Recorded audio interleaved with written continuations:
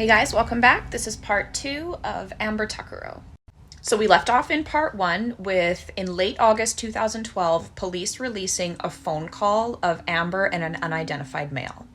I am going to link the 61-second phone call to this video. It's a YouTube video.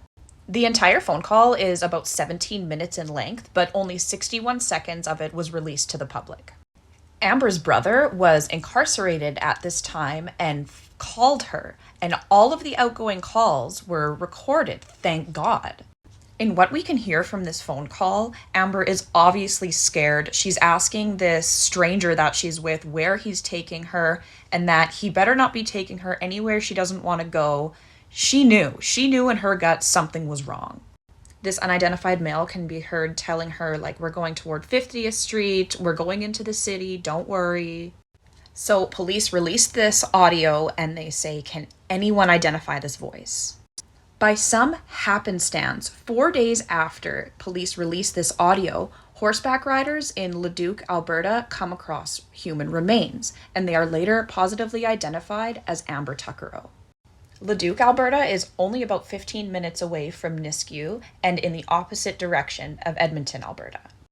Amber's remains were located 17 minutes away from her motel in Nisku, and that phone call was 17 minutes long.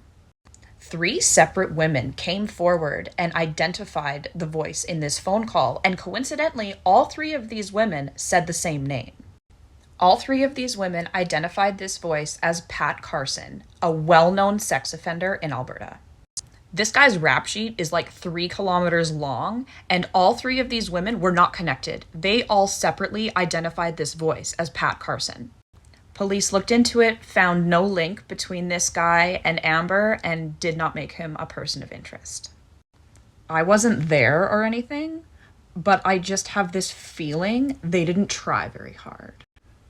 I also read that police were in possession of this phone call for like a year before they released it. If you'd like to dive a little bit deeper into this case, there's a ton of resources out there. I would highly recommend Stephanie Harlow's video. You know how much I love her, but Stephanie does a video on Amber and it's very informative. It's like a deep dive. I actually encourage you to do more research on Amber's case and keep saying her name because her case remains unsolved, and the way it worked out is so unjust. I think so many of these missing persons cases would end differently if they were taken more seriously from the start.